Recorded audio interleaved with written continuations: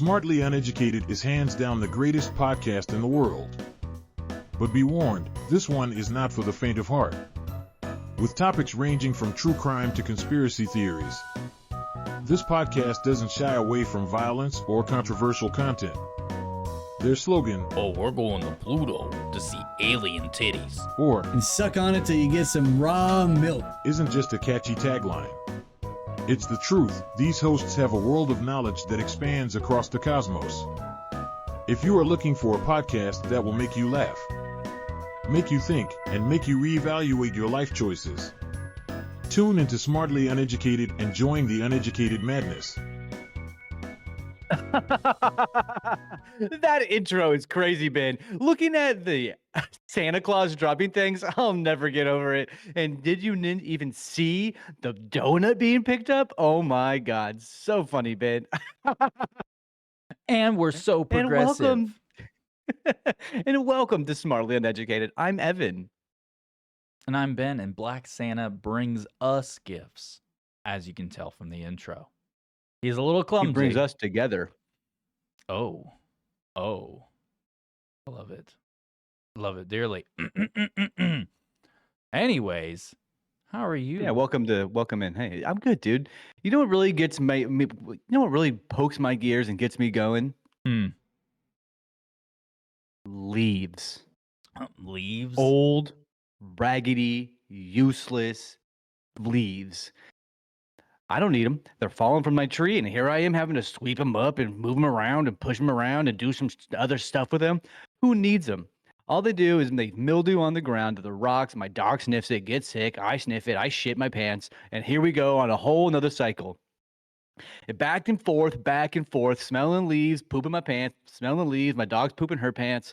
And suddenly I wake up and there's poop in my bed. And somebody pooped my bed, and I don't know where I'm going from there. I wake up and there's doo-doo everywhere, and I blame it on the leaves. Yeah, it's the leaves, Ben. I hate these leaves. They gotta go somewhere else. They're falling from the trees and into my yard. They're falling from the trees and into my car. They're falling from the trees and end up in my house. Leaves are ruining my life. Get rid of them. That's it. Anything ruining your day? That horrible intro monologue, but hey, we all can't get what we want. I'm just kidding. Anyways, so we have a fun episode. I feel like I just want to jump right in. Yeah. So today's episode, we are going to be talking about Project Pandora.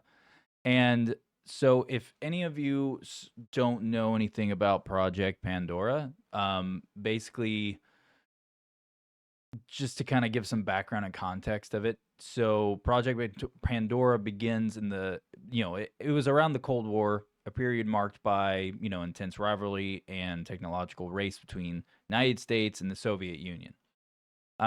The project was sparked by concerns over the exposure of the U.S. Embassy in Moscow to microwave radiation.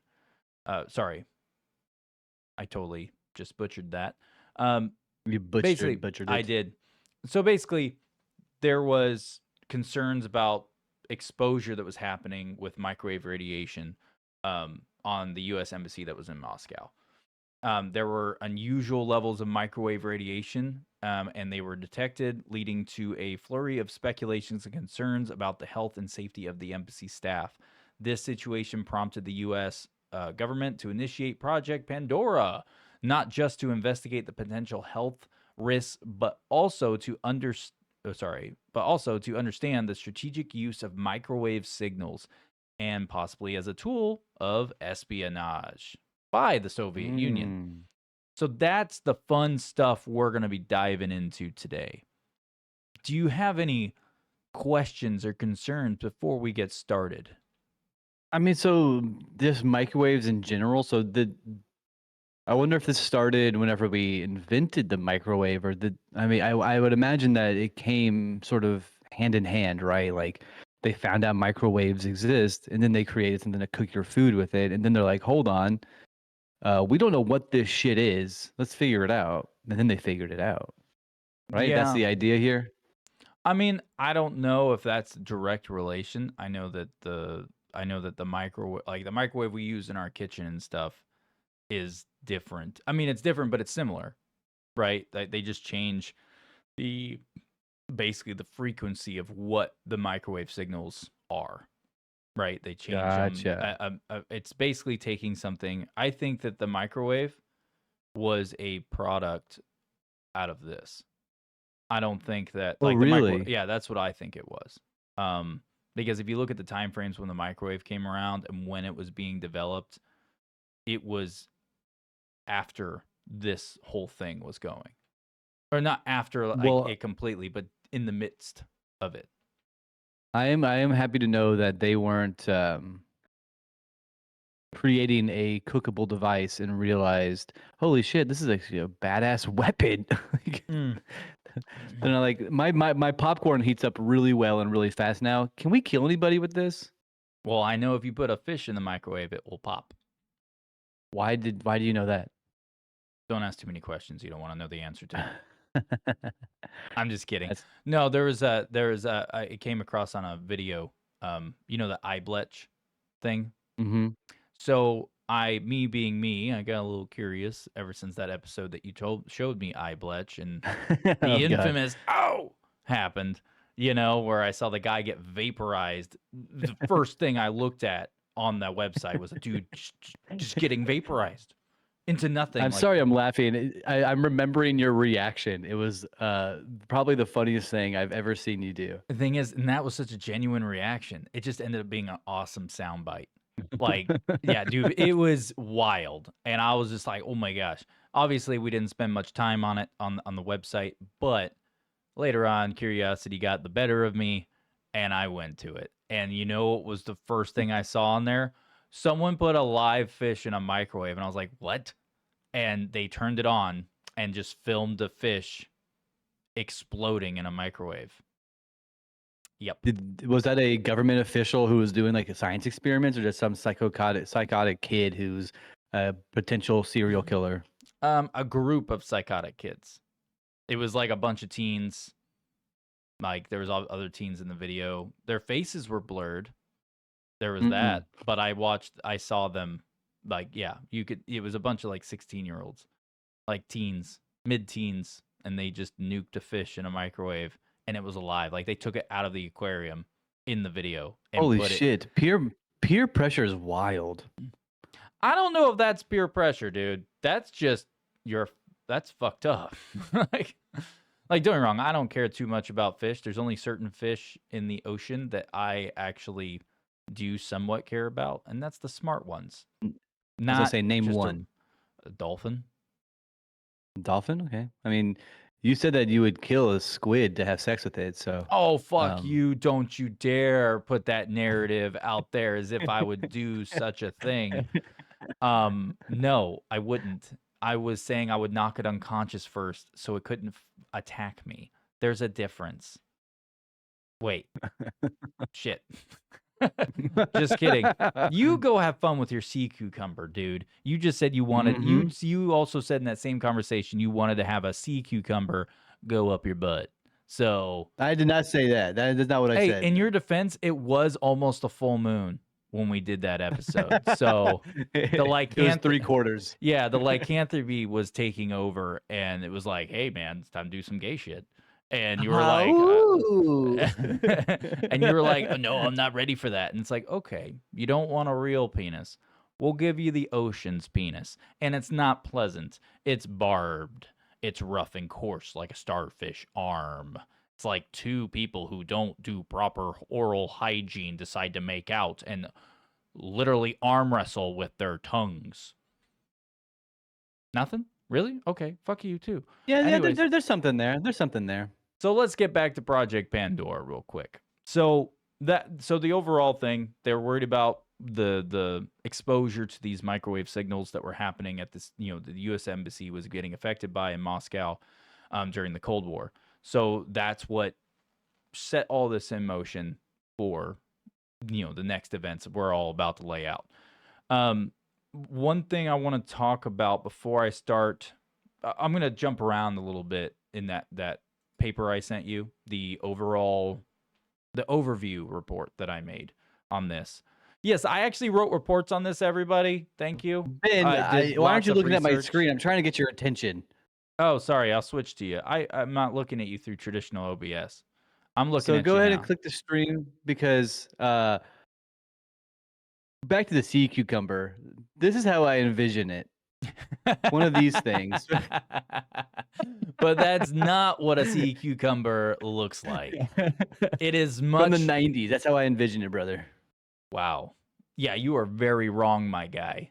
Very, very wrong. I mean, with the cylindrical shape and all, did you ever think about sticking your dick in this as a kid? No. No. Yeah, me. Yeah. Me. No, Either. no, No I way. mean, No I mean, way. of course Yeah, not. yeah, Dude, no of way. course Why would I? not. I would never do such a thing. That's reprehensible fucking behavior. Wait. Stick my dick in there? No way, dude. I would I never do anything like that, dude. There's no way, brother. Wait. Yeah, dude. I would totally not put my dick in there. Just saying, Anyway, it's sorry a bad for place to put interrupting it. you. I just Yeah, it's had okay. to It's do- cool. It's cool. You know, I gave you a lot of respect the last episode we did last week, you know, with your Plume Island, you know, and I gave you lots of respect. And here I am getting served a cold dish of a bag of dicks. And that is Yeah, just Zangief. We know rude. it. We know it, Zangief. We know Just it. because you're a bad guy does not mean you are a bad guy. That's the only line I know to say by him, mainly because it's from Wreck-It Ralph, and I love that movie. So yeah, I love that movie. Anyways, let's get back into it. So Yeah, the first thing I'm gonna touch on with this Project Pandora. So we're gonna talk about the theories, pretty much theories on what the purpose of the signal was. So the purpose of these microwave signals became a central theme, of this project. So the project explored these, several different ones. So as a jamming device. So one theory suggests that the microwaves were intended as a jamming device to disrupt or intercept U.S. espionage communications. Another theory was activation of espionage devices. So basically, it posed this idea that the signals were used by Soviet intelligence to activate eavesdropping devices implanted within the embassy, possibly as part of a larger surveillance strategy. Now, I didn't find a lot of context on that. I actually tried to dive into that a little bit more, and I wasn't finding anything to land the plane on. Like, okay, what kind of surveillance technologies were you talking about being triggered? You know what I mean? Like, I did not find anything on that. And so, yeah. But one thing I want to state off of the bat, though, is that, and this is more of the health risk side. So, in initial assessments, the project involved extensive research into the health risks associated with microwave exposure. So, a CIA scientist collaborating with the Advanced Research Projects Agency, which is also known as ARPA, not DARPA with a D, but ARPA. It's just an acronym for what I just said, which is Advanced Research Projects Agency. Conducted studies and concluded that the microwave beams identified as TUMS, which is just an acronym for Technical Unidentified Moscow Signal, were not hazardous at the power levels encountered at the U.S. Embassy. So initially, long story short, in that mouthful of words, initially they did not see any health risks from what they were monitoring on these signals that were happening. But as they did further investigations, and which it led into a deeper dive into understanding the biological effects of microwave radiation, focus was not only on the immediate health impacts, but also on potential long-term effects, considering the constant exposure that the embassy staff was dealing with. Because it's a valid question, man. Like, okay, well, what's the long-term effects? Is this going to affect us in a week, 2 weeks, a month, 6 months, a year, 10 years? Like, who knows? Because when I was researching this, I couldn't help but think about Yuri Bezmenov just a little bit on and off because of the the plan, the 4-step plan that they had, Russia put in place against the Western, culture.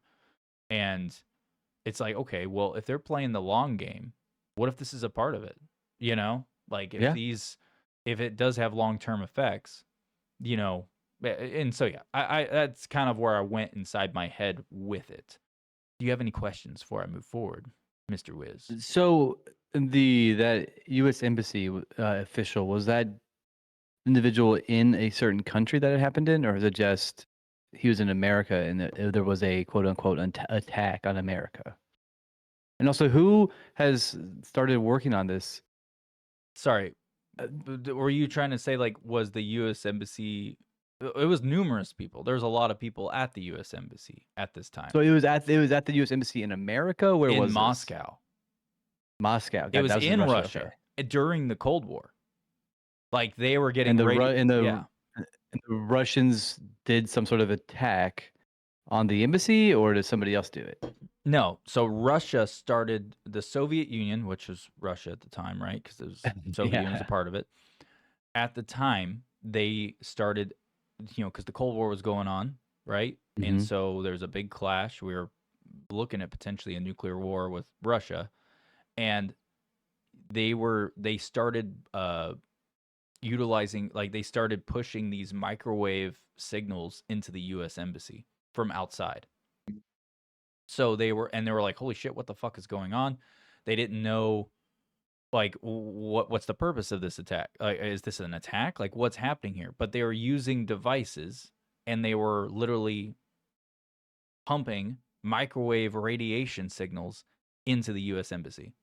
Gotcha. Now I thought that it was another country, another case in another location. Because I know that there are several more. I wasn't sure which one you were specifically Yeah. talking So about. this is Um, back in the is this 50s and 60s, like in so? mid This is like 50s. the first recorded document about it, Yep. first Yep. happening. First happening of a Gotcha. microwave type device being used against, people, the human body. That was the first known case of it, which was during this, because this is what created Project Pandora. This is what made them And create it. this is different from NASA's Project Pandora, right? Because I know that NASA has one called Project Pandora. I don't know. I didn't come across with anything about NASA in my Yeah, they have research on one this. that they call it Project Pandora, and they use it to use spectroscopy to study the atmosphere and the electromagnetic spectra and so on and so forth It might in our atmosphere. it might go hand in hand, to be honest. Gotcha. It might be something that's kind of like an offshoot that came from work done on this, or vice versa. I'm not really sure. This is the first time I've heard of the NASA part. But with that being said, let me jump back in again, because there's a lot of Sorry. things. There's a lot of stuff in this that plays roles into now. But let me keep going over the overview of just with all the context and information on Project Pandora itself. Which So document are you on so I can follow along? I am on Project Pandora overview report. That is 10-4. what that one I made. So we already covered the health, the initial assessments on health risks and stuff, and this is for at that time, right? Now we already did the theories, so let's get into the experiments and studies that were being done, within Project Pandora. So first one right off the bat, Project Big Boy. Named after me. Oh yeah, you're such a big That's right, boy. brother. Yeah, hell yeah, dude. I'm a big Yeah, boy. listen to me, bro. You a big boy. You a big boy. Yo, I know and how to go like it. potty in the toilet. I know how to go potty in the toilet. I know how to wipe my own ass. I'm a big boy now, all right? Listen here. I don't have to use a sippy cup anymore either. It's pretty nice. I can take the lid right off. I can just pour the stuff right into the top of the cup. I don't need no mother or father or the brother or sister to put the stuff in there for me. I get to just drink at my own discretion. Did you like You that? said dwink. Drink. I'm making sure that my R's are the W's. What's wook? I was trying to say, let's look back at the information. Um, so, but yeah, Project Pandora. This involved evaluations of the U.S. Navy's aircraft carrier Saratoga's crew. The aim was to understand the impact of microwave exposure on sailors, comparing health parameters between those exposed to radar-generated microwaves and those who were not. So, when I first read about the Project Big Boy, it made me think of the Philadelphia experiment, where they took a naval craft and they did a bunch of electromagnetic, stuff. If people don't know anything about Philadelphia experiment, that will be something we'll do here in the very near future and we'll make references back to this because it made me think of the Philadelphia experiment because and because with the whole time, and granted that's a conspiracy for people who don't know, that's a big conspiracy of like basically time travel, and it was the precursor to that set in the motion in the future a whole bunch of other projects like Project Montauk, or the Montauk Project, and what was the other one? They're all go hand in hand and interconnected to each other with time travel and how electromagnetism and like just wild stuff. But with that being said, let's move on. We'll talk about that some other time. So that's what they were doing. So these sailors were being experimented on, right? To see what these, microwave exposure would do to them, between radar generated and those that weren't. So there's that one. The next is the monkey experiments. So these experiments were pivotal and involved radiation exposure tests on chimpanzees and rhesus monkeys. The focus was on observing any change in behavior, heart rates, and other physiological aspects due to microwave exposure. However, it says that the findings were inconclusive, with some studies suggesting no significant impact on health or behavior. But we do know now, and one of the things about that, the reason why I made sure to bring that up with that statement saying that, there was no sign of some form of horrible side effects or anything of that nature. We know now that's bullshit. We know now it's 100% bullshit. This is all from documents that they declassified that I was able to read and I was able to make notes on. And they, the fact that they're saying that and that when they know for a fact that it's not true. This is all Q&A, or not Q&A. This is all keeping face. A lot of these documents that were one of the other things I came across, which I believe it's in another form, which we'll get into that in a little bit.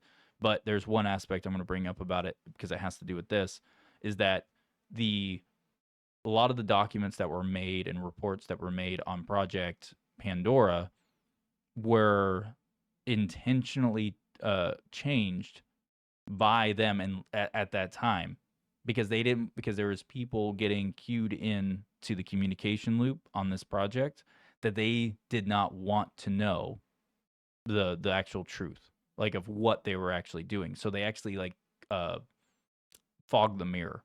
So they basically gave false reports, false claims, and why I said now we know that's not true is because now the public, outside third parties have been doing these experiments like scientists, stuff like that aren't the military and aren't the government. And they're like, whoa, holy crap, this does horrible things to the body and living creatures.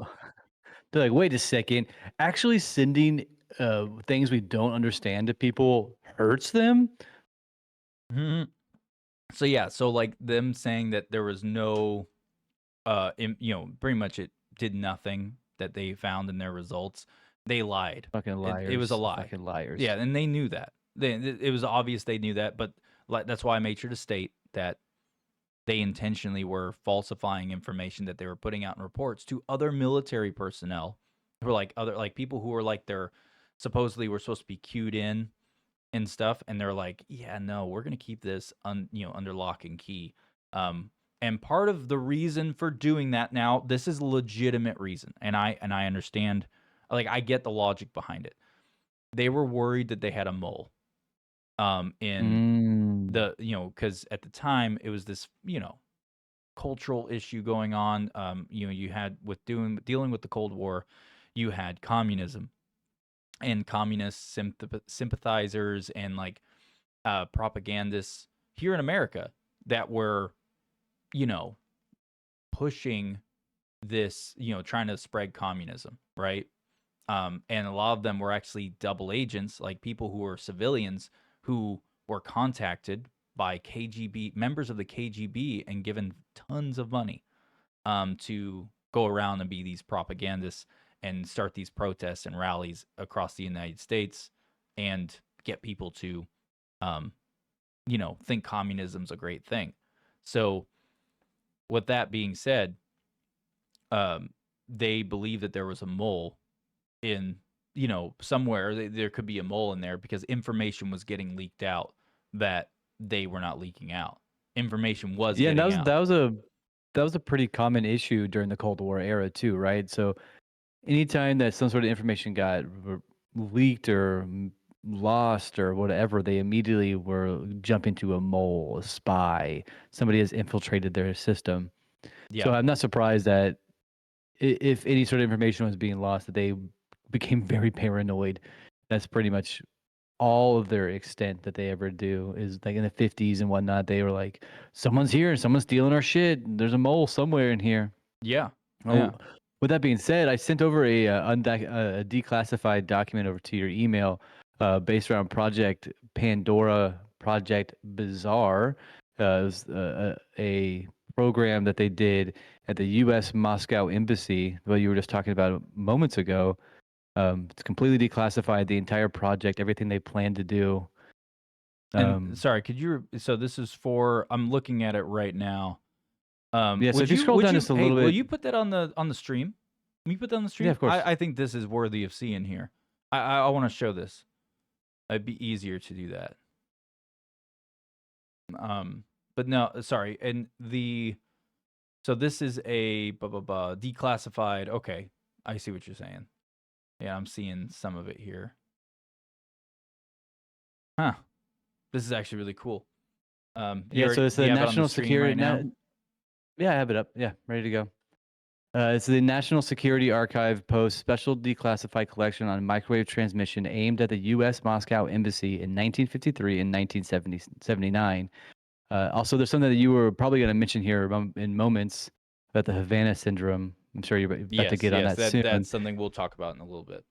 And then Project Bizarre, you were just talking about the tests on monkeys and the human experiments. So this delves into the completely declassified documents on what they did and how they affected the monkeys and the humans. Dang. This is the embassy that they shot it at. They said the top floor, the section right up here, is where it was most affected. Yeah. And the nearby apartments got affected as well. So anybody who was like over here living their regular life were getting affected by the radio waves, the microwaves. Yeah. Yeah, it's a cool document. I like how you were able to how you pulled up the So yeah, this is how it's shot. It's called the Tums microwave beam. This is how it's sent here, and it lands over the Chancery. Yep. Like I said, they knew. Like that's why I was when you asked earlier when we first started talking about this, how I was like, oh hey, like were you saying that someone was like the U.S. embassy like official was like here in America, like they were attacking the actual country? Like you wanted clarification? No, they were being attacked. Like they were being targeted at the embassy itself, and it was being directed at them through some type of device like outside of the building. Crazy. Which I think it's funny. I'm gonna go ahead and get off of the stream. Yeah, I think it's funny that there was it shows in that picture how it was like showing the point of where it was being shot from, and then it was like, you know, obviously one controlled spot, because in some of the documents I came across, there are other declassified documents that show how much, because they intensified these microwave signals being targeted at that U.S. embassy in Moscow at the time. And so that was like the starting. So basically what you just showed was the start of how they were doing it. And as it progressed forward, they had other locations around the building that they were pointing, you know, whatever device they were using to do this with, pointing at. So they were getting. Sorry, what was that? Oh no, I pulled up a video on the microwave usage and I didn't get them muted in time before I Oh. started talking. I Oh, sorry. I thought apologize. that was you. But no, so basically this thing, they had numerous points that they were pointing this thing from. So they were getting hit by 4 or 5 different angles by the time that by the end of it. At the same time. So it's not just like, oh, let's move it over to this point. No, they just set up another device that was emitting that signal. So now you had 2 different points of where it was coming from. And then you had 3 and then 4 and then 5. It was like 5 or 6 different locations, like points of origin that they were getting hit from. So just wanted to make sure to say that. Now they have this technology widespread in the military for being used, and they have them on wheels, and they call them the invisible wall. Yep. Because any drone that comes in the area is immediately taken down. I have a video playing on the stream right now that is going into detail about it. It's a high power microwave option for Navy drone swarms. Yeah, I just went over to the stream. Pretty interesting stuff. That's kind of a shaky video right there, but you can see the machine here. That's what it looks like. Yep. That's what it looks like as well. And then they'll show a drone falling from the sky in a moment. They're talking about it being like in a 400-foot radius. So if a drone has a bomb on it, it's going to be taken out before it even reaches you. Yeah. And you know what I find to be really funny? It's not funny, but I'm going to go ahead and switch off the stream to you. Please. So what I find really funny is the fact that what they're using there, it's a form of an EMP, right? Yeah. But it's a controlled, like they basically figured out a way to take an EMP, basically utilize an EMP type device or concept, right? And funnel it down into where it's a directed shot, right? So it's not just affecting everything in the area. It's they change the frequency and like all this stuff. But the thing is that we have EMPs due to Project Pandora. EMP came out of that. We didn't have EMPs before, but we do. That's very cool. Project Pandora is one of the main reasons, one of the founding reasons we have the EMP and everything. Shoot, I can't remember what we were talking about because you brought up that declassified document. Oh, I was talking about. I apologize. I did the of other monkey agencies was experiments. next. Yeah, we had done the monkey experiments. We had talked about that. So let's get back to the experiments and studies real quick. The next one is human experimentation plans. So, like I said before, they were lying about what all they were doing, right? They didn't want people to know truly what they were doing because of mole reasons. I get that logic. Yeah, lie your ass off. We don't want the enemy to know. That makes sense. That's just being tactical and thinking ahead, right? But the other part of it, that reason they did not want people to know, was because of the other fucked up stuff they were doing. Because it had to do with human experimentation, doing it on people who didn't know it was being done to them. Like, we're talking about civilians. So there's a quote here that I find kind of funny. It's from a secured location at Fort Detrick back in 1969 of April. There's a meeting they had. There's a quote here that said, studies should be double-blind with protection of eyes and gonads. A committee member suggested shielding of the testicles is highly recommended. So hopefully the nuts don't pop. Yeah. Oh, and speaking of genitalia, I hate to say it that way, but this has to do with this and what you just said. So after I came across this, I got really curious of when we had a rise in testicular cancer, right? Like genitalia. Oh, yes. Different forms of like breast cancer, in particularly testicular cancer, right? I was very curious about that because of what you just said, I read something very similar the other day, right? Which is actually in another one of my documents that we'll get to shortly. But basically, I came across the study that testicular cancer became on the rise in the 60s. And some people tried to say like it was due to utilizing microwaves in homes, right? Like being able to like utilizing microwaves to heat your food and all that stuff. They're trying to say that testicular cancer was radiating the food in a way, due to the types of signals it uses, that when you ate the food, that basically it was causing, different forms of cancer, forms of cancer to form. Which, don't get me wrong, I get the logic behind that, but what doesn't make sense is them trying to say like, oh yeah, the microwave's being used in homes, it's causing testicular cancer. Nah, that doesn't make any sense. You're not putting your balls in the thing. You're just putting food.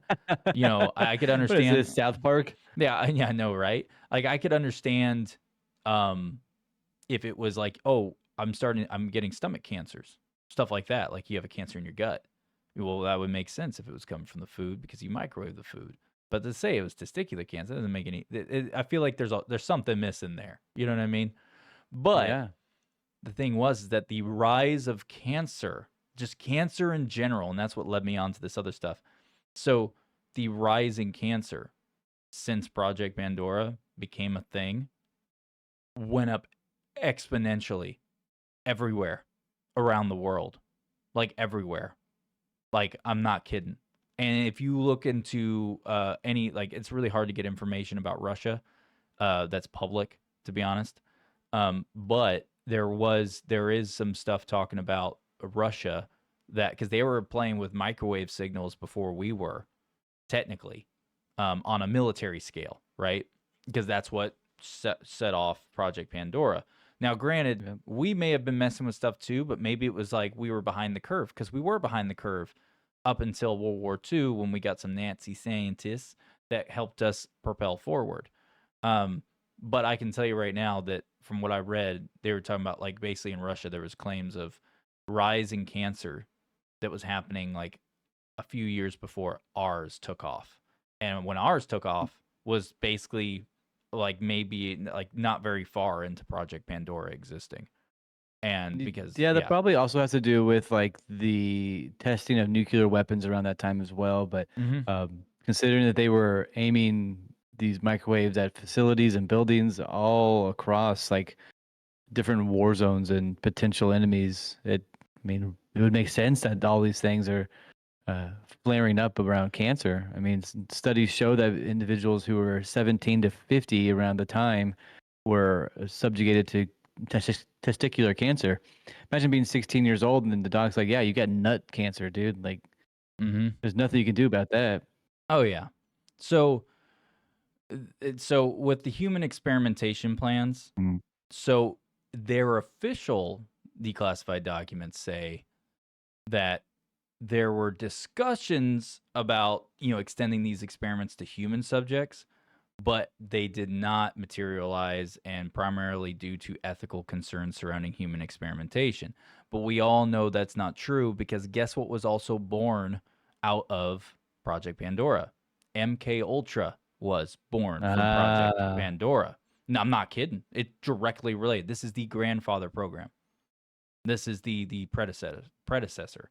It just basically Project Pandora was a gateway project, kind of like a gateway drug. You do this drug, next thing you know, you're getting into other messed up drugs that are worse and worse and worse.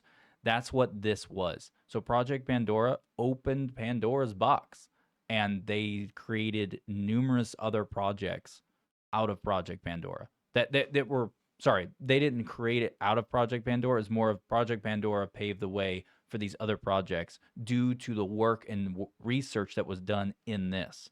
And they took certain aspects and areas that they came across of different results of different things. We're like, whoa, what can we do with this one aspect if we use it in this way? And then boom, we just created a whole new project. And MK Ultra was one. Same with Naomi and Delta. So, yeah. Anyways, that's later episodes, but I wanted to make sure to say that because just so people can have a good understanding of when they say, "Oh, we weren't planning on doing that," we already know they were. We know it. We're not. We're in the future. We're not living in the past anymore. We know that they were doing this stuff, 100%. So, yeah. So, anyways, I'll move on from that because I want to get into these other documents. But real quick, there were other agencies involved with this. So the scope of Project Pandora extended beyond the Department of Defense. The State Department was significantly involved, notably in a study titled Cytogenic Evaluation of Mutagen Exposure, which I have a full report on that, which we're going to talk about. Yeah. We're going to talk about that first, and then I'll get into the other stuff. But this particular study was intriguing as it involved covertly collecting blood samples from U.S. personnel in Moscow. What the fuck? Yeah, so they went and they didn't even tell them, like they did it covertly. Like they were like, "Hey, let's get some blood of these guys and do some analysis here." And so they collected this blood, the blood samples covertly, so they could analyze it to potentially, analyze it for potential genetic damage due to microwave exposure, right? And obviously we have the last little thing for the overview of this, just to cover, for the background and context and everything like that. There was diplomatic efforts and international relations that were a thing. So we had diplomatic engagements. The U.S. government's response to the suspected microwave exposure was not limited to scientific investigation. It included diplomatic efforts to address the issue with the Soviet Union. So, for example, a critical discussion occurred at a 1967 summit where the U.S. raised its concerns, although these efforts basically meant nothing because Russia was like, "Why are you talking to us? We're not friends. Like, I don't care what you don't like we're doing." Like, they basically, it went nowhere. And then, of course, there's kind of the broader implications. The situation had broader implications for U.S. Soviet relations, reflecting the era's tension and mistrust. And, it also influenced subsequent U.S. policies on embassy security and international surveillance techniques. And fun fact, with that being said, our embassy that's in Russia actually has I forgot what they said it was called, but they have basically it's built into the walls. They have it they inset it on the inside of the walls where it blocks radiation signals and So microwave there is an signals. example. There's an example in the 1950s of the U.S. SEAL. So they opened up a gift that the ambassador in Moscow gave to the U.S. Embassy. It's the Great Seal of the United States. That says "E pluribus unum" with the eagle and the shield on it and the arrows and the olive leaf. But inside of it, there was a microwave-generated bug listening device that was concealed inside the Great Seal. It's a little wild image. I'll pop it up on the screen here now. Yeah, let's see it. So they had this sort of placed inside of the embassy, just hidden in there. That was created using microwave signals that they can listen in. Find that really fascinating. So that's the device that they were talking about? Yeah, when so they this said is that they the assumed? seal, and they opened it up, and this is the item that they found inside of it. So this, right, what we're looking at right now, just for clarification, I know we were talking about it earlier because we didn't have this up earlier, but a little bit ago we had mentioned the listening devices of where they assumed why they were the theories of why the signal was going on, that they had devices, listening devices that would get activated, and they were apparently hidden inside the U.S. Embassy. And Mr. Wiz here totally found this gem for us to see, and this is what the device looked like. It was hidden inside this picture statue thing, and obviously it goes right inside that. I'm assuming in that bottom corner picture where there's kind of a hole inset. I'm assuming that's where it was. It was set inside that. That's the only thing I can assume. Yeah, so right in here is where it'd be sitting. Tiny. I can't zoom in anymore. I don't know No, you're why. good. Yeah, don't even worry about it. We can see it. We can see it just fine. Good. But yeah. So yeah, it's that's interesting. I'm gonna switch out of that. So oh crap, I forgot what I was saying. Where I was going. Sorry. Oh, that's right. So moving on, I want to. We had mentioned the cytogenic evaluation of mutagen exposure. So I got a hold of the actual release study, and this is what was no way. publicly released. And then I took it and and if you want to follow along, Mr. Wiz, it's actually in there. It's called the cytogenic evaluation. Yeah, I just named that the name of the file. I got it pulled up right now. Hell yeah. So basically, overall, and I'm going to skim through it. I'm not going to sit there, and we're not going to sit on this thing for too long. So the primary goal was to assess the impact of microwave radiation, like we stated earlier, and its exposure on the genetic material of U.S. personnel stationed in Moscow.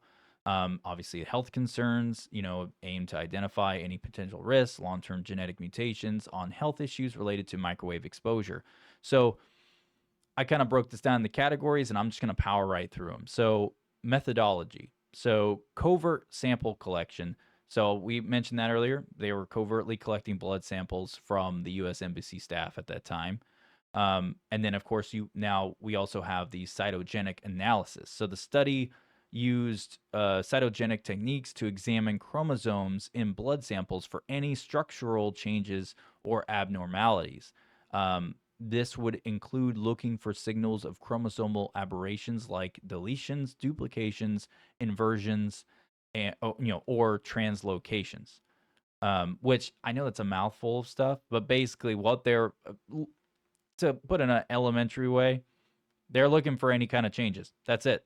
They're looking for anything. Yeah, anything. If I may, cytogenics in itself is the study of the structure and properties of the chromosomes.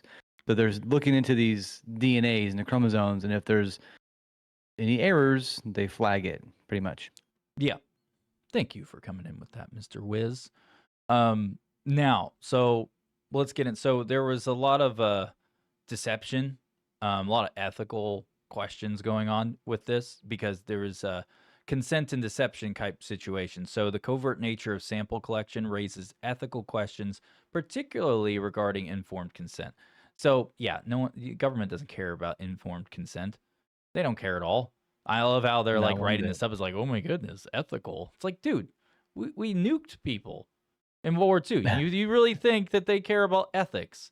And don't get me wrong, I'm not against why we nuked. I get why we did, and I'm totally like I understand it. I understand it. That I'm not even, it's not even about that. But I'm making the point of like, if they think something's worth doing because of like a greater good in their mindset, or they just because they want to, they're gonna do it.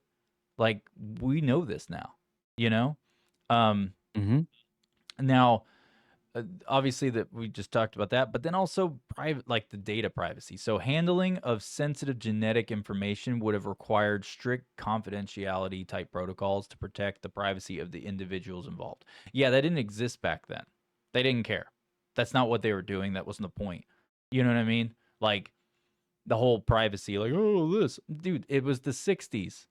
They didn't care about that. Like we were at the No. brink of a nuclear war with They Russia. referred to those. They referred to those as simply the brain weapons. They were specifically trying to make something that was very deadly, but not devastating to like buildings and structures and environment. Yeah. So we created a massive bomb. They were creating microwaves. Mm-hmm. Granted, we created the massive bomb before this ever happened, Mm-hmm. but we were still developing more. It's not like we stopped. That's why our, like the nukes, the nuke arsenal. If you look up what nukes, because now it's public information, right? If you look up what nukes, they were, what we had developed for nuclear warfare, in the 60s and 50s, like, dude, we obviously kept developing and improving upon what we had created in World War II. You know what I mean? Like Yeah. that's just what happened. So it's like, yeah, we were I mean, working on bombs that will annihilate the world, and they're like, meh, let's work on some other stuff, meh, and they worked on some well, other shit. we might have won, or not necessarily won, but ended the war. But we haven't ended our research. They're never going to stop researching No. weapons to attack and do bad things with. No, not even the slightest. So anyways, let's move on from that. Sorry. There's one other thing real quick. So some of the findings and implications. So chromosomal aberrations. So any type of discovery of a chromosomal change would indicate potential genetic risks associated with microwave exposure. And then, the findings, and then moving on to just like overall health risk. The findings would contribute to understanding the long-term health risks for individuals exposed to microwaves, guiding future safety protocols, which it did. Because since this was done and they got these findings, Dude, it paved the way for a lot of things. That's why microwaves that we have in our homes are made way different. If you look at how they made a microwave for your home back in the 60s, oh my gosh.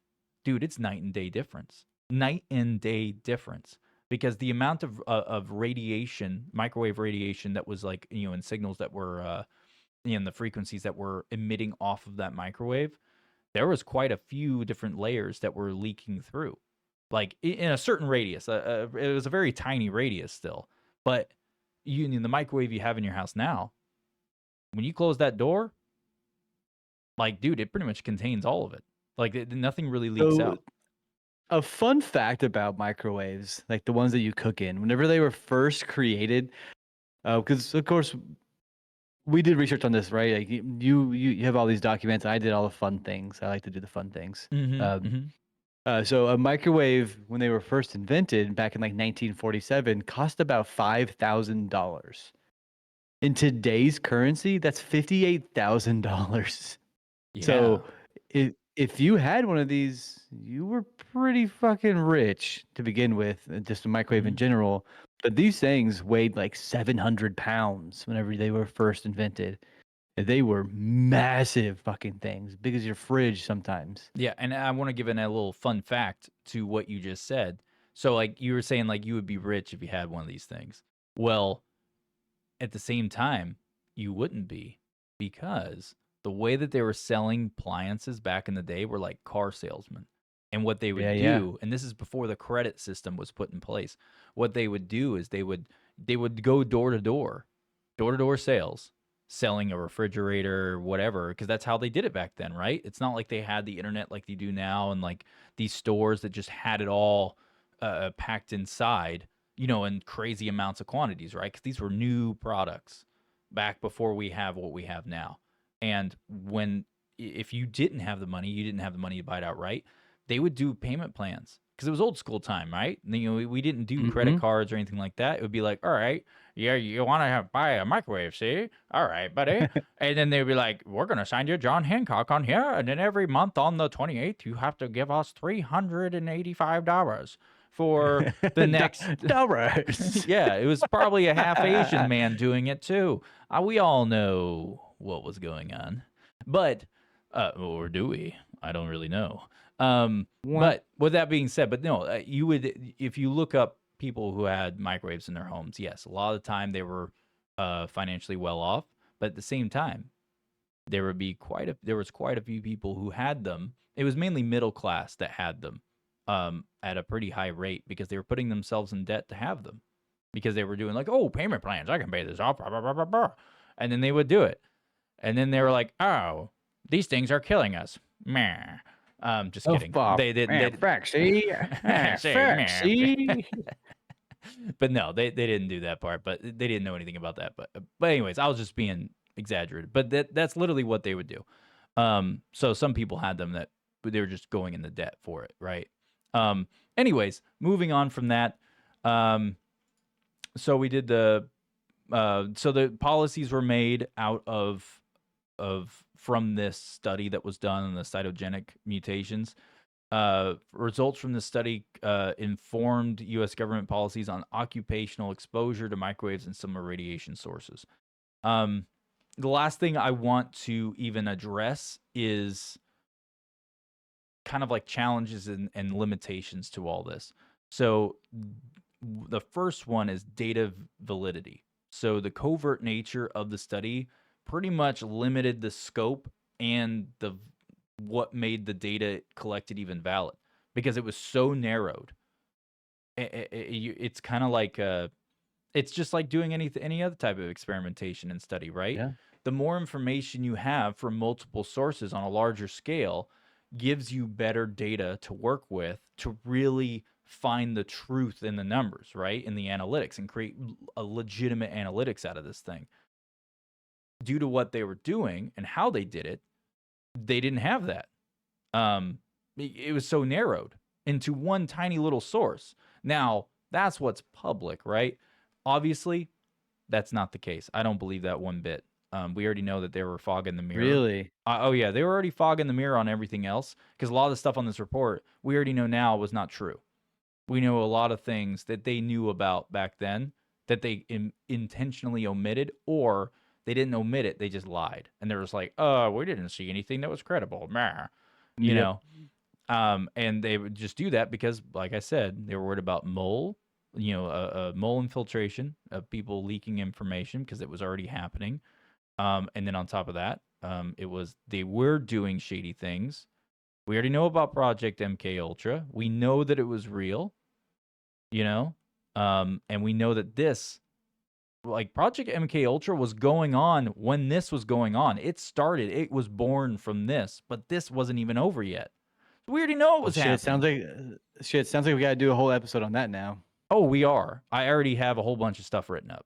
I have Very cool. Not Very full cool. reports like I do with this one, but anyways. So let's get away from that study. And so, what's your favorite thing to put inside of a microwave that isn't food? Wait, what? What do you mean? What's your favorite thing to put inside of a microwave that is not food? I don't know. Food? I like putting bags I of don't know. chips in there, like a Doritos bag. I like getting little tiny bags of Doritos. They shrink down to like toy size. It's really fun. Yeah, well, guess what? Back in the early 90s, the chip bags you would get, you know how when you open a chip bag, it looks like aluminum foil on the inside. Mm-hmm. Well, they don't make those bags like that anymore because people, like what you just talked about, put them in microwaves. And guess what happens when you put metal or tinfoil or anything that's of a metallic alloy in a microwave? It sparks and it causes fires. Yeah, And blows up your microwave. I've tested it. We've actually put... it doesn't blow up your microwave unless you put a whole fuck ton of foil in there. Bro, go get a microwave. You live up in the mountains, my guy. Go get a microwave and put a fork in it, or just take like a wad of tinfoil and put it in it. Yeah, see, why And would I do that? No, I'm not just doing hear me that. out. Hear me out. No, let me explain. If you put it in Put there soap and you in say there. 3 minutes, 3 minutes, put the microwave on 3 minutes, that microwave is gonna pop. It's gonna blow up. Nah. Yeah, I've done it. I've done it too. I've done it. It literally blows up. Go put soap in the microwave with a glass jar over top of it. Turns it into plasma. What? Yeah, a bar of soap. Yeah, What kind of plasma are we talking about, dude? like energy plasma. Whoa. That's cool. Anyways, let's move on to I want to talk about so this is getting into all right, so there's a lot of conspiracy, right, around this project of, have you ever heard of gang stalking? I have not. So gang stalking is basically, overall definition is where you're being targeted by an unknown entity or group of people, to manipulate you, alter your perception of your reality, create paranoia, and pretty much make you feel like your world is falling apart and terrorize you, right? And the reason I bring that up is because there's a lot of conspiracy theories about Project Pandora, but it easily segues into more modern times, not back when, in the 60s, but over the course from the 70s to through the 80s, the 90s, the 2000s, 2010s, and even now. There are numerous cases of people claiming, and a lot of the time when you dig into this stuff, it really, one of the things that like that is a hard wall against these claims of people being gang stalked or they're being manipulated or mind control and altering my mind and my perception of what's going on is they put labels on it like, oh, this person's schizophrenic, right? Yeah. This person's this. Now, don't get me wrong. There are legitimate schizophrenic cases. I have deep dived into gang stalking before, like a few years ago, back when I first started doing podcasts on my old platform before it was even of decent quality of any kind. And I did an episode by myself of me just talking in the camera about gang stalking.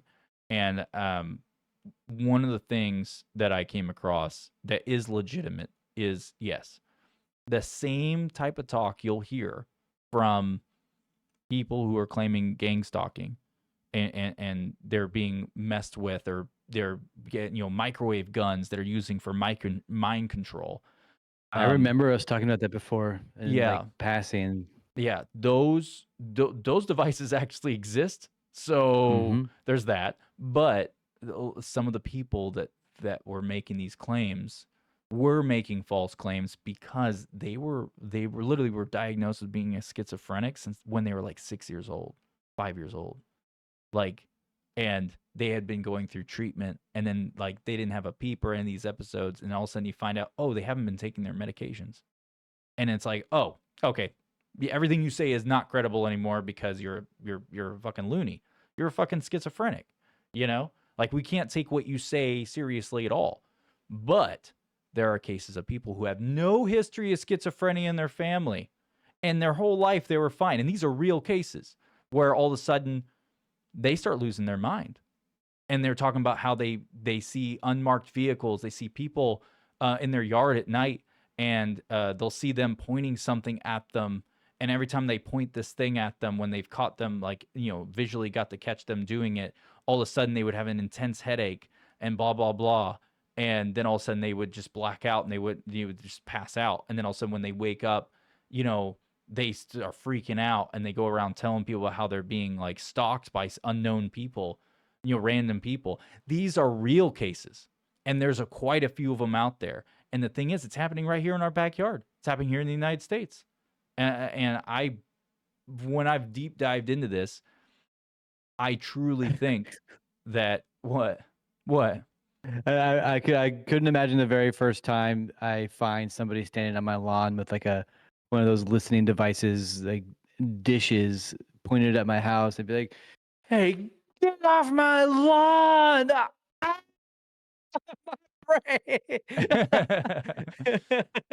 Yeah, well, the sad part is that these devices are like the size of a gun, like a handgun. It's not like they're pulling around these giant devices that are like on trailers, like you see like the military uses, right? It looks like a freight container that actually lifts Well, you've seen up those and all guys on that the stuff. side of the NFL that have like the sound dishes, the sidelines of the NFL. They have the dishes for the sound for the microwaves to pick up, right? That's what I'm envisioning these people are doing in the front of my lawn. They're just trying to get the sound, but instead they're transmitting waves into my house. And Yeah. it's like the brown note. They play a perfect note, and it makes me crap my pants. Now that's who's making me crap my pants. Well, Full circle back to the beginning. It's not the leaves; it's the brown note. Yeah, it's the problem is that instead of it being like, oh, I just crap my pants, oh, therefore their brown note they're playing is making me crap my brain. What is going on? Yeah, exactly. It's similar to the heart attack gun, right? The CIA used to use the heart attack gun. They'd shoot a vial, and it would disappear on you, but it would end up giving you a heart attack. I mean, yes. I mean, we can say that like it's not the same because you can't see what It's similar. No, it's similar. It's similar as in it is a compact device.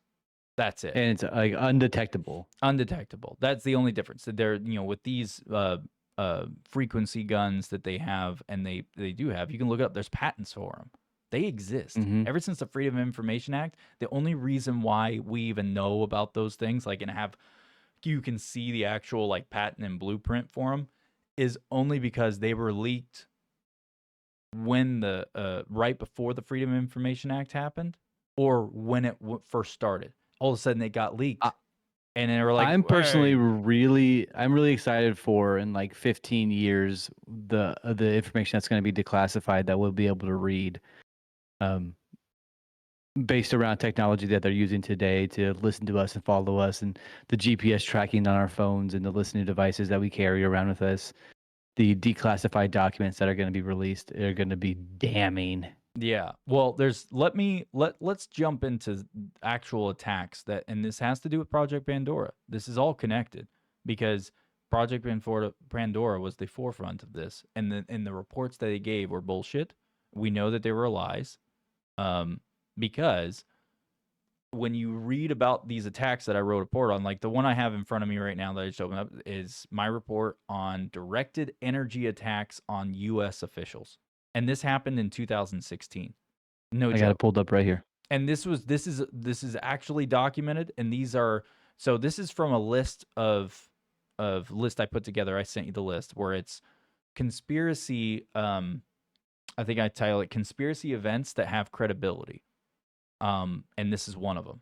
All the ones I'm going to do reports on are the ones that are actually credible, where they identified that yes, this was done by some form of energy weapon, and they talk about it being some form of microwave directed energy weapon, with different forms of radiation frequencies and electromagnetic frequencies inside, being used from this device. So I'm going to jump right into it because this is directly related.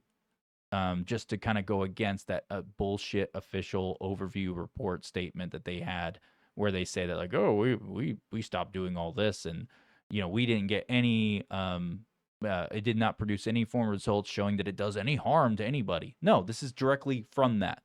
This is directly from Project Pandora. So in 2016, U.S. diplomats and national security officials they reported mysterious symptoms of believed to be caused by directed energy attacks, and these incidents have occurred in various locations, including Havana, China, and even within the United States.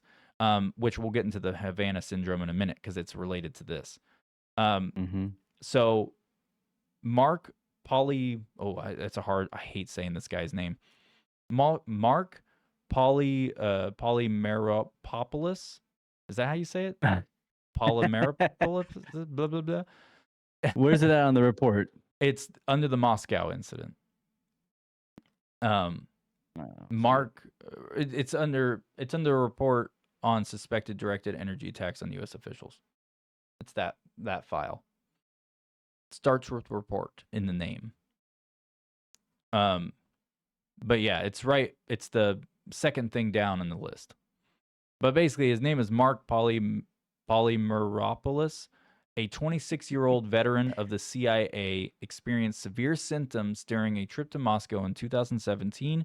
He recounted his experience in an interview with Fox News, and this was on the news, okay? Oh, I see it.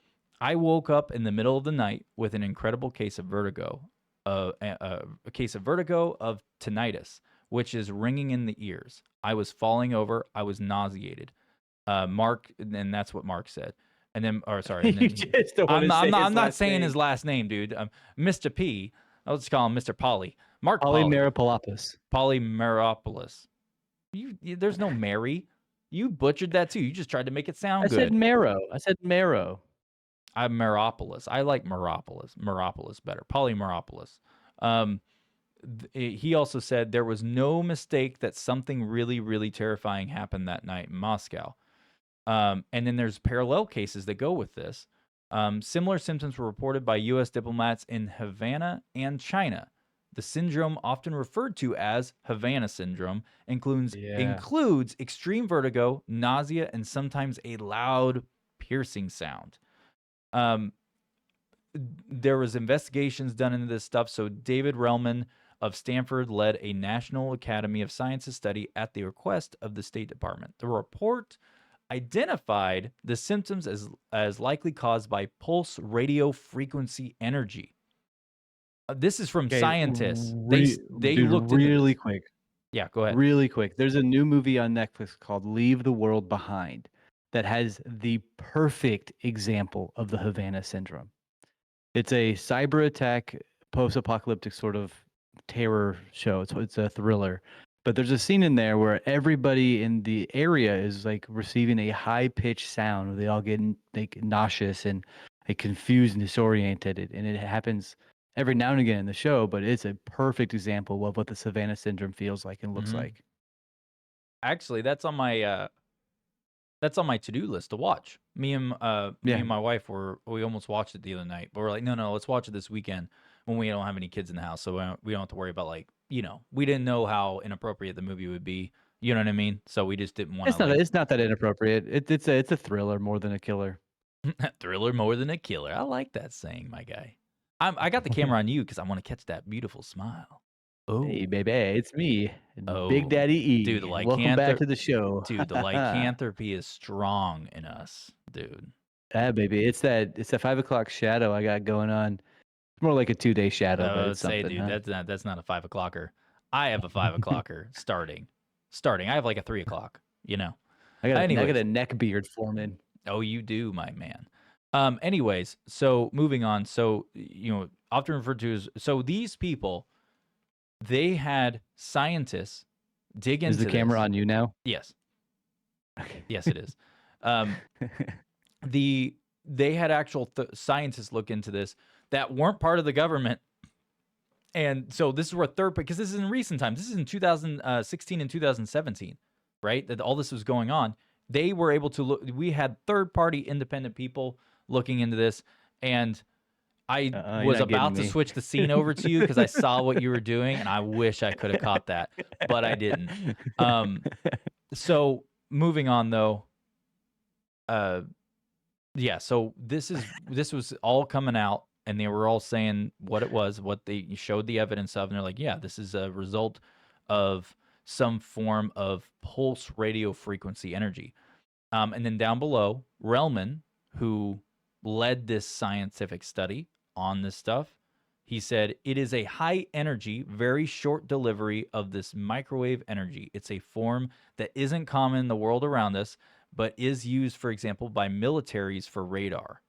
So, yes. And hence earlier, Project Pandora said that they tested radar frequency radiation, that energy that is used for radars. They were doing it to the Navy, personnel on a craft out in the ocean that didn't know it was being done to them. And then they gave a statement of like, it resulted in nothing. We know that's bullshit. Look, the truth is in the bread's in the pudding. You know what I mean? It's right here. We know that's a lie. And they lied again. So anyone who wants to think that more government involvement in our lives, you're retarded. Because my God, you want to trust them? Seriously? I don't trust the government. Why would you? Yeah, I can't trust them at all, man. After all this shit that they're always talking about and throwing at us and whatnot. The fact that they're like, yeah, we're just trying to figure out our radars, but they're actually trying to fucking make weapons that melt people's brains. Yeah. Good. You know what always made next generation of back in the day you had shepherds in the field. And I'm talking about actual shepherds in the field that would shepherd the flock. Over time, over the course of human history, from a long time ago, that concept never left about shepherding the sheep, right? Yeah. And that just grew into because at the time, things were more spread out. There wasn't many people on the planet. It was much more on a normal level. But as time went on, you got to control the masses. It's all about keeping control and uniformity, and only in the way that they want it. And they never stopped. And they come up with ways, as time goes on, the shepherd always stays the shepherd. And the shepherd, anytime that his sheep start to figure out new ways to not be shepherded, be herded, the shepherd has to figure out how can I herd these things, in a more efficient way stop that. What's that movie with the ants? And they're like, we have to keep the ants in line. Oh, it's called Ants. Yeah, that scene where they're no, maybe it's A Bug's Life. A Bug's Life. That's the one, because there's many of them in one of us type situation. Yeah, it was A Bug's Life. It was the ending of A Bug's Life. Because remember the main guy? Hopper. Yeah, Hopper. I have the scene pulled up right here. Yeah, I'm not putting that scene on because we will get slapped on YouTube for copyright. So we are not so fast. That. Oh, immediately. So moving on, I really want to get through the rest of this. So Relman said this stuff about it. Now with so the CIA director William Burns has expressed his commitment to addressing these incidents at the House Permanent Select Committee on Intelligence during the annual threat assessment hearing. He stated, I would make this a very high priority to ensure that my colleagues get the care that they deserve and that we get to the bottom of what caused, these incidents and who was responsible. And that was a response from a U.S. official, which is all just keeping face. Who gives a fuck? The CIA director, William Burns, right? Yeah, William Burns. And then where is it? Let me scroll back down. So with all that being said, Mark Polymeropoulos suggested that the There it is. symptoms might be due to portable microwave weapons, which he believes Russia has developed. Now, he's blaming this shit on Russia. At this point, I don't think why. Everything's a cop out to Russia in 2000. Anything that in the past 20 years, 30 years, it's always Russia this, China this, or whatever, some other communist superpower. But you know what? We already know from seeing all this information and other informations out there of all these other things that are unrelated to Project Pandora, just with the government and trust towards us, right? And the nefarious things that they've done to the public and innocent people. We already know that him saying like, oh, it's probably a thing from Russia. It's something that Russia developed. No, it's probably us too. It's probably our own Yeah, people it's- doing it against us as experimentation. And a lot of the people that end up getting targeted, you end up finding out some of these people are very largely involved in something else. And them being decommissioned caused them not to be able to do what they were supposed to do in the whatever project or thing they were a part of. And it's like a win-win for the government. It's a win-win for whatever person's trying to get around this. So no, yeah. I'm not trying to be all Mr. Anti-government and conspiracy and everything's bad. But when we're talking about things like this, let's be real about it.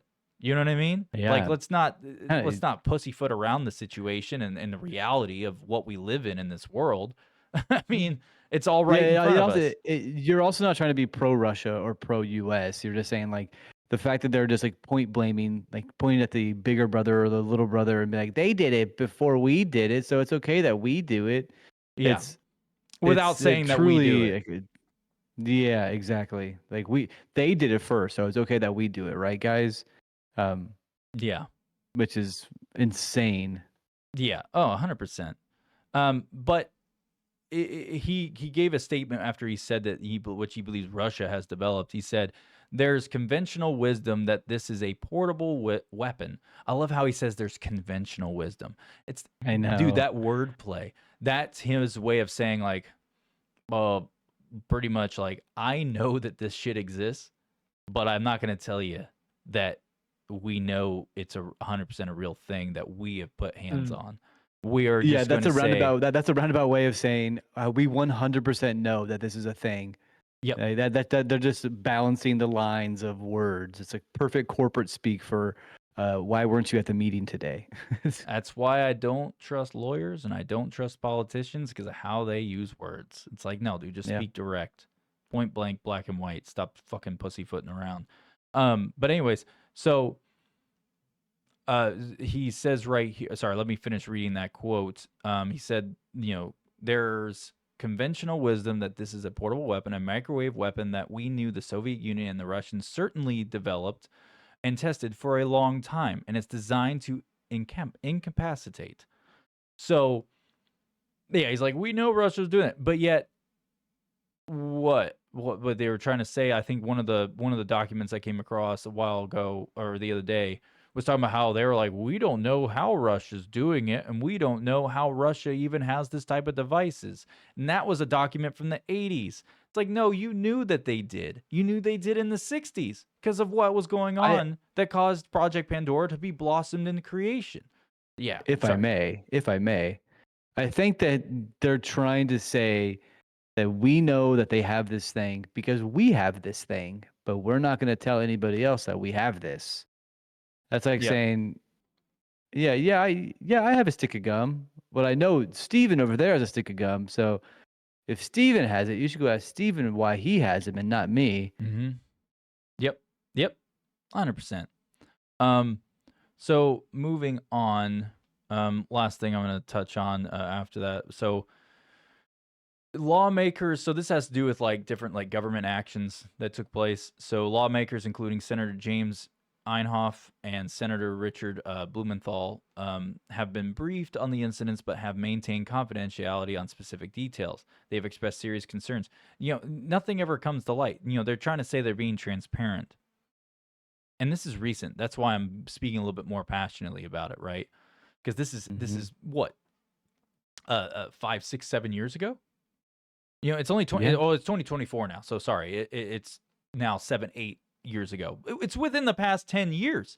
That should be very alarming to people that these things are happening. And this is just one of many documented cases of this happening, of these types of weaponry being used on people, like in general. Like that's wildly concerning, and people. That's the only reason I'm speaking passionately about it right now, just to give context. Um, the last little bit. So it says the government across multiple agencies is actively investigating these incidents. Lawmakers from both parties are seeking answers of the origin and nature of these attacks, with a growing consensus that they represent a significant security threat to U.S. officials. So, yeah, that whole current status thing, that's just fluff. It's stupid. Anyways, Yeah, that was literally. the end of that one, right? I want to talk. Let's go ahead and talk about the Havana syndrome, and then we'll do one other document, and then we're done. Okay. Okay. With the topic. Let me pull up Havana syndrome. So I'm gonna kind of just power through this because there's a lot of information, and I just looked at the time, and we've gone more than an hour, and that's okay. But I'm gonna try to power through it because there's a lot of information in this subject. So, so this is I can read. I can read that first paragraph if you'd like. yeah. Go ahead. You take the. Let's say what this report's about. So this is a report on the Havana syndrome and portable microwave weapons in general. The phenomenon known as Havana syndrome first came to light in 2016 with reports from U.S. diplomats and intelligence officers in Havana experiencing mysterious symptoms. The ones that Ben mentioned earlier. Or one Since of them. then, yes, correct. Since then, similar cases have been reported in various locations, including China, Geneva, Berlin, and even within the United States. Yep. And you know the development of portable microwave weapons is where we're going into with this next part. So experts acknowledge the existence of portable microwave weapons capable of inducing symptoms akin to Havana syndrome. Reports indicate that several countries have developed such weapons in recent years. The U.S. also experimented with a prototype named Medusa, designed for the Marine Corps in 2004. The prototype was intended to incapacitate temporarily with minimal risk to permanent injury or fatality. However, the project was shelved potentially due to ethical concerns about human experimentation, a constraint that might not be as prevalent in other countries like Russia and China. Now, I want to touch on something that I just read out loud.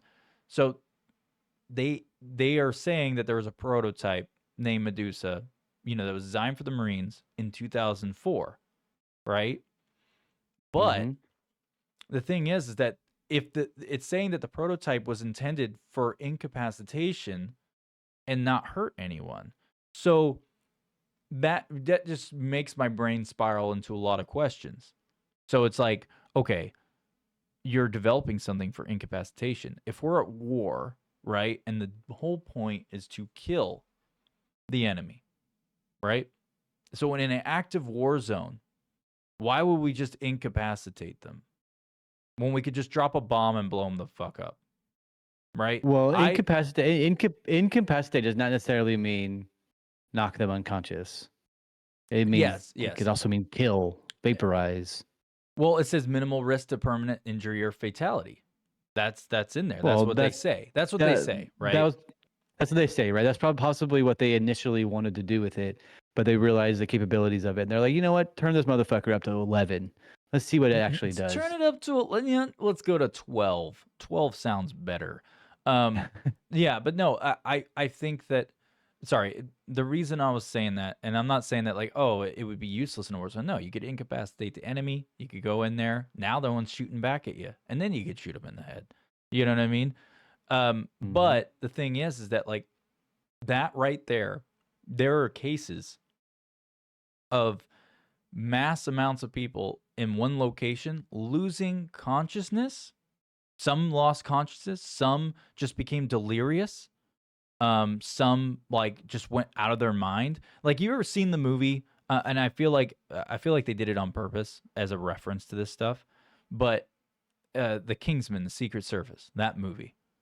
There's the infamous church fight scene, right? Where Freebird, the Leonard Skinner song Freebird's playing, and the villain of the movie plays a song, particular frequency, or sorry, it's like a frequency or something like that, and makes everyone go crazy inside this church and start killing each other. Like literally goes out of their mind. Everyone loses their mind. They're 120% extremely altered, and they all start murdering each other.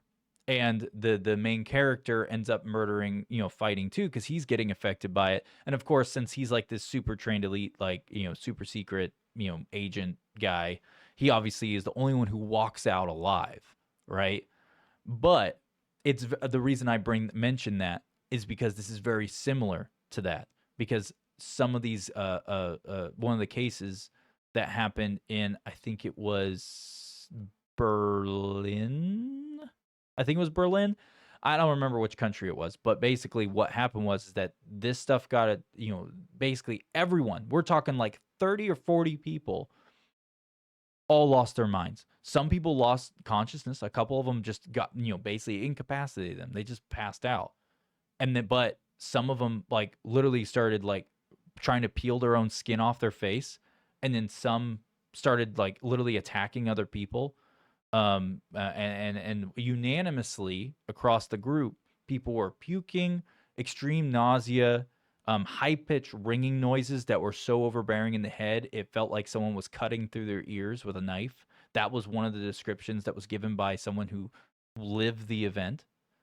And it's just like, and that happened in I think it was 2000, like 2 or 2001. So it's So like Medusa was released in 2004. And by the way, Medusa is an acronym. I don't know if you mentioned that or said no, that. I did not. It stands for Mob Accessed Deterrent Using Silent Audio. Yep. And think about this. Let's think about something else. Look at the riots. And this is me going on a limb, okay? I'm not saying that this is what caused it. But if you look at what happened during the pandemic and all the riots that were happening that the left were doing in these countries, or not countries, in these cities, sorry, where they were burning down their own businesses, right? Like their fellow neighbors' business and stuff. And everybody was just like losing their minds. I wonder if something like that was being used. I can't help it after deep diving into this and seeing how it can literally easily be deployed and used on a large Careful. populace. This episode might get removed just like our DARPA one then. Oh, crap. I shouldn't have said that. Delete. No, I'm not going to delete it. But Go ahead. But with that being said, so the microwave effect, if they do it on a lower scale that doesn't cause brain damage, which is the side effect if they use it too long and too powerful, is subliminal messages. So they can literally put like information on these microwaves and embed them into your brain to make you do things. So you may not be too far off on the effect of a microwave affected hysteria, but they say that they don't use them. So there's like a give and take. They have them already available, already attached to the Humvees and attached to their Jeeps and their planes, but they're saying they're not using them. So why are they ready to go? Doesn't make any sense. Well, there was a conspiracy site I came across that talked about which they didn't have an answer for it. They were just curious. They were like, "What's up with all this?" But in all those cities where the main big nasty riots took place, you know what was abnormally high in quantity out of nowhere within the city of all the riots? Very large trash cans. We're talking about dumpsters. There was dumpsters that were unmarked, and someone pointed it out. There's actually, like, if you Google unmarked, not saying you have to Google it right now because you have to like go down a rabbit hole, but basically I came across a thing and there was like a whole bunch of pictures, and maybe it was faked. I have no idea. It was just a random obscure article I came across, and it was talking about how there was unmarked, like basically like, I worked for a trash service at one point, and so did you. And we know that when you have a trash service, well, their logo is on the can. Their logo is on the dumpster that's behind the business that it's for. All these things. And these were all unmarked. Now, they were like traditional dumpster color, right? For the most part. But they are all predominantly the same color. And they were just randomly placed next to like other dumpsters, which was really weird because those dumpsters, like you could tell in one of the photos, one of the dumpsters was completely empty. And where that dumpster was placed next to it, outside of like a little, it was like a concrete barrier. You know how they have those behind the establishments? They put the dumpster in this like U-shaped concrete barrier.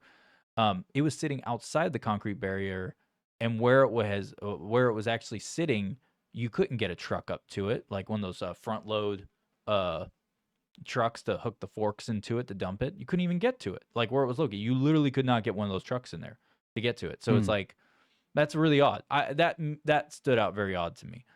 Now, for all I know, they could have been photoshopping and someone just made it up, but they weren't saying like, hey, this is like, there's a secret thing going on. They're just like, why are there so many random unmarked, dumpsters? Like, this is really weird. Is this not standing out to be like someone noticed it and was just asking a question? So that's the only reason why I was giving it some form of credibility. So if there were trying to affect a large populace in one of these cities where these riots were going on and shit went sideways, I mean, we already know the bigger ones to affect a larger area, are basically the size of a dumpster. They're the size of a dumpster, So it's like, maybe they found they instead of it being on like the typical what you see the military uses, they just took the components of it and just put it inside of another dumpster that's of the same type of size, but they just position things differently inside of it, and that would be pretty easily done. You know what I mean? It comes in different sizes and shapes. It's kind of like a shotgun. Imagine a shotgun.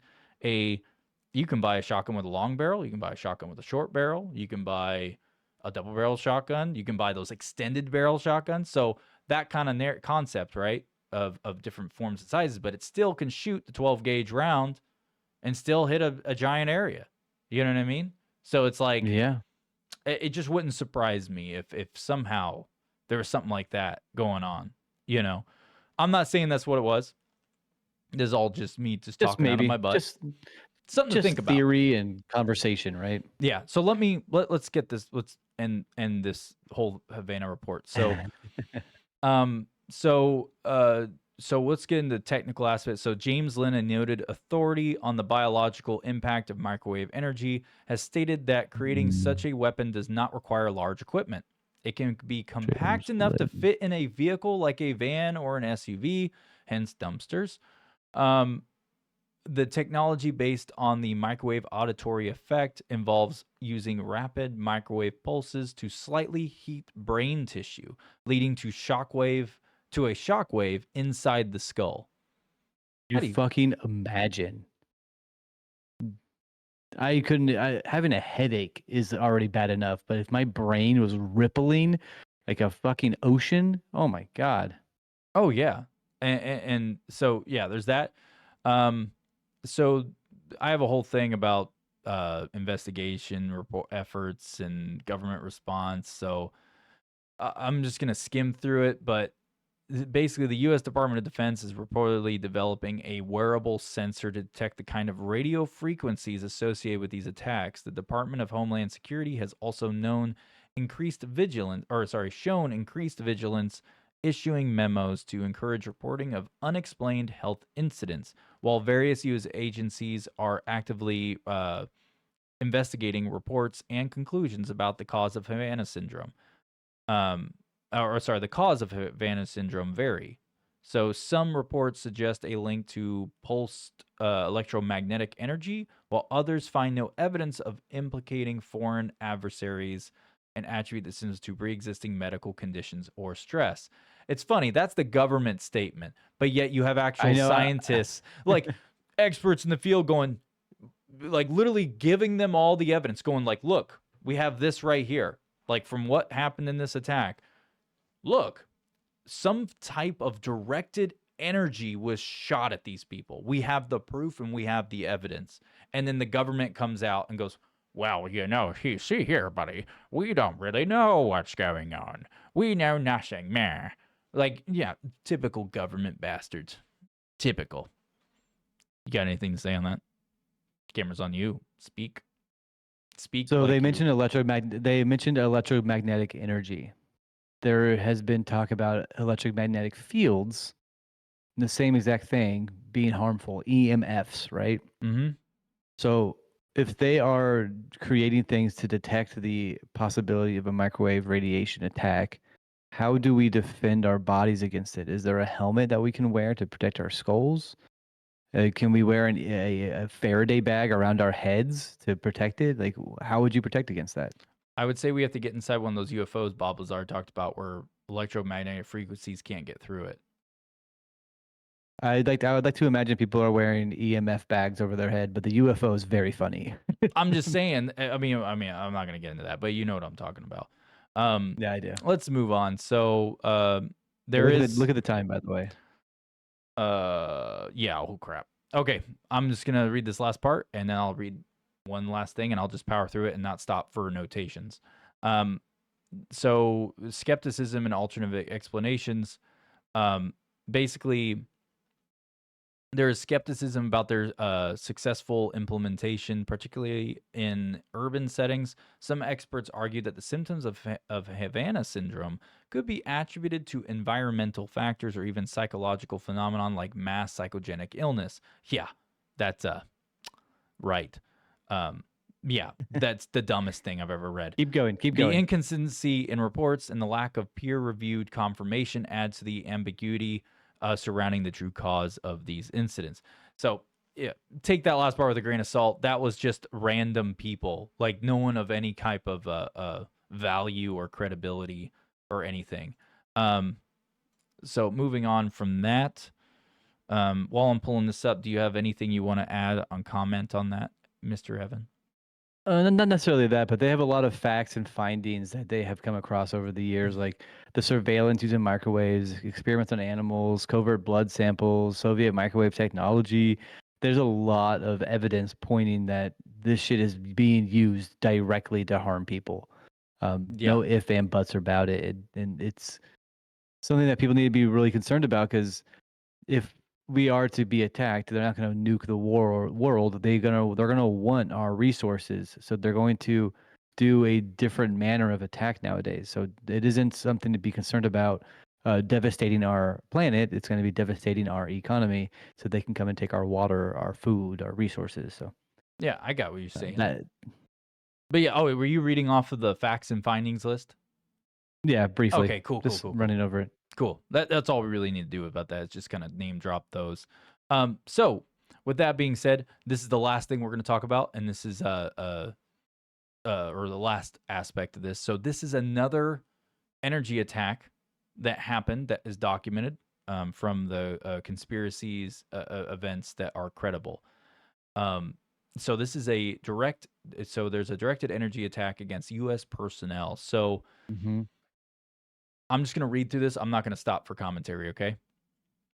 So these incidents involving directed energy or microwave frequencies have now been reported within the United States, raising significant concerns about their scope and obviously the safety of U.S. officials, blah, blah, blah. So let's talk about the geographical scope of this. So reports indicate that these attacks, initially documented in Havana and China, have occurred in more locations globally, including Europe and Asia. Notably, incidents have also been reported in Washington, D.C., involving National Security Council officials. Mm-hmm. So there's an increased number of victims in this one. So originally, it was believed that around 60 U.S. employees and their dependents were affected.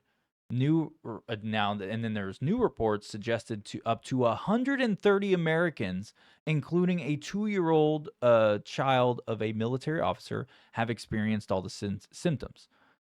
CIA officers, Department of State, and Department of Defense personnel are among those affected as well.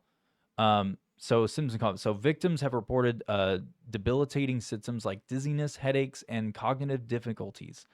A National Academy of Sciences report suggested a microwave weapon was pretty much more than likely the cause. Some officials believe a microwave or direct energy device is what caused it. Pretty much unanimous consent that this is what was being done, and this is in Washington D.C. This is what we're referring to. This happened in Washington D.C., not some other country. So I saved this one for last for a reason. Sorry, what was that? It's our capital, right, where all the officials live. Oh yeah, explains Joe Biden. Turns into a Roomba every time he gets off stage. Move on. Sorry, I couldn't help myself on that one. So moving on. So what was it? There it is. So a Washington Examiner op-ed suggested that these attacks might have started earlier than 2016. The piece referenced the cases of Mike Beck and Charles Goubet, NSA officers who suffered early onset Parkinson's disease, possibly due to similar attacks in 1996. Like basically their brains got fried enough from some event that happened in 1996 that literally caused them to have Parkinson's disease. Like literally forced it out of them because it like mutated their brain. Because it mutated the cells. Like that report that was done on the cytogenic mutations and stuff. And they tried to say, oh, we didn't really find that much. We didn't find nothing. No, they did. This is what it does. It literally can cause mutations. And it would cause this to also now they have Parkinson's disease. And also another note to be made about this is that when I was doing research, I meant to put it in here. But with this particular case, so the two people who developed onset Parkinson's disease or early onset Parkinson's disease, and that's early onset. So these guys weren't old guys. They were young, just for clarification. But in their family history, their family tree, they have no medical history in their family of family members who had Parkinson's. All of a sudden they get it. They're two different families. And neither one of them had a medical history of anyone in their family ever having Parkinson's disease. A little wild, don't you think? That's pretty wild. No, don't move me on. That's part of this. So, what do you think about that? I just need you to. I think it's fucking crazy. There you go. I just wanted to hear you speak. That's all. I don't like myself. I don't like being the only one on camera 99% of the time. So moving on from that. So Russia is frequently mentioned as likely a suspect behind these attacks. Of course, always blame Russia. I'm not saying that Russia didn't do it. I'm just saying it's just a cop out. It's always just a nice, just throw it that way. Cover up. Yeah. Then it just talks about how all these agencies like the Pentagon, the CIA, National Security, and the State Department are all looking into why these attacks happened or where they came from. Yeah. There is no centralized task force that is actually working on this sort of thing either, right? Yeah. There's no space force to actually look it over. Yeah. It's always just a talk in circles, walk in circles type situation. It's just beat around the bush. So the last part of this is the government response and need for action. So various agencies, including the CIA, Pentagon, and the State Department, are assessing these attacks. However, there is no centralized task force sharing intelligence across agencies. And that's because we know why. We know why.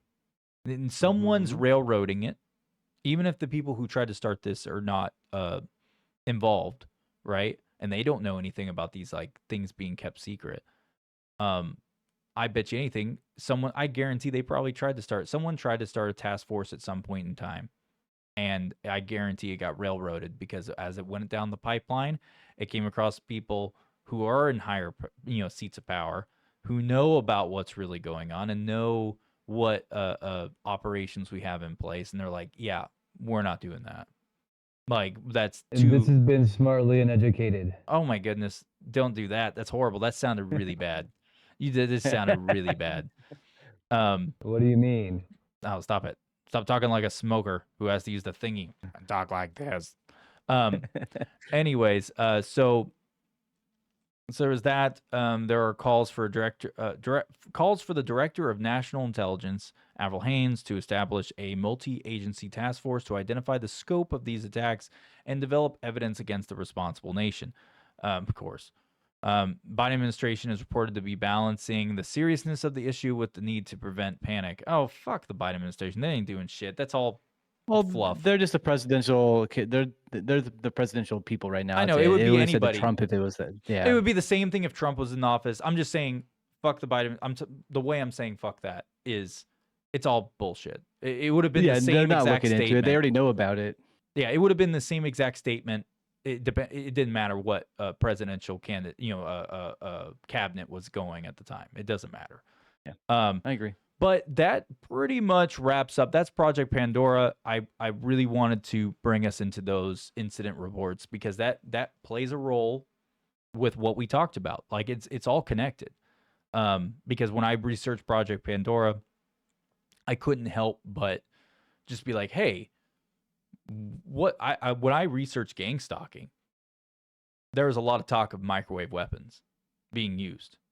And that's not, and everything we talked about just now, that's not all of the cases. There are so many more actual credible cases. Just we didn't, if we dozens and dozens. Oh, there's tons, dude. You can use, now I did notice something for anyone, for all the listeners out there. If you are, Evan, stop noshing at me to cut it off.